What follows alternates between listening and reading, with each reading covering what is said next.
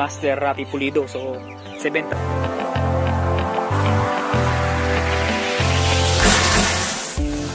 sa gitna yung 87A. Ito yung pupunta doon sa may ignition dito para headlight. Isabay siya dito sa likod. Kaya nakdugtungan nyo ng wire, isabay nyo dito sa amin yan. Pulutin namin ng electrical tape. So good day mga ka-MB-Moto. So bagong araw, meron nagtiwala ulit sa atin na mag-wiring ng battery operated ng Wave 100 ni Master Rapi Pulido. So 7:30 pala ng umaga. So ito yung wiring natin, Wave 100. Ayan. So gamit tayo ng relay. Ayan. Battery operated.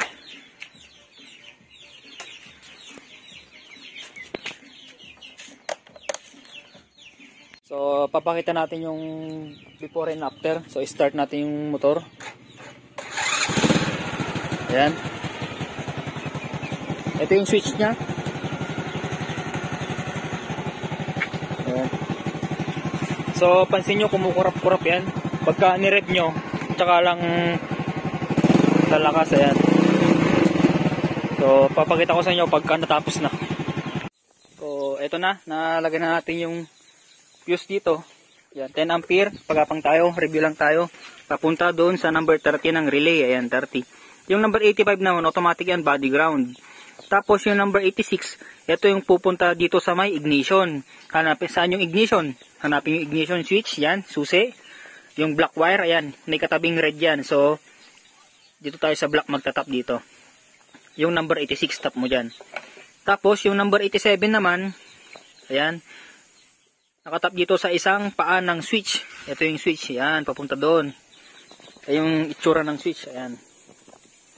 Tapos, yung isang paa ng switch. Hanapin nyo yung kulay yellow sa likod. Tapos putulin nyo yung kulay yellow. Yung dugtong niya yung papuntang tail light. Dugtungan nyo ng wire. Papunta doon sa harap. Tsaka i-connect nyo doon sa kasama sa switch ng headlight. Yung pupunta doon sa stator. Yung isa naman, ito yung pupunta sa switch ng headlight. So, ayan. Para gusto nyo din isabay yung tail light, para kapag ka nag-on ka ng headlight, isabay siya dito sa likod. Ayan, naka-LED na rin yan.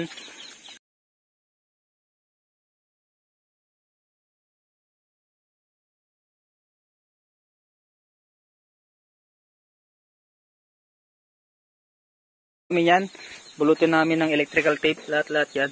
So, pakita namin pagka natapos. So, ito nakabit na natin lahat. Papakita ko sa inyo yung buga niya. Ayan, naka-ignition na. Ayan. Oh, low.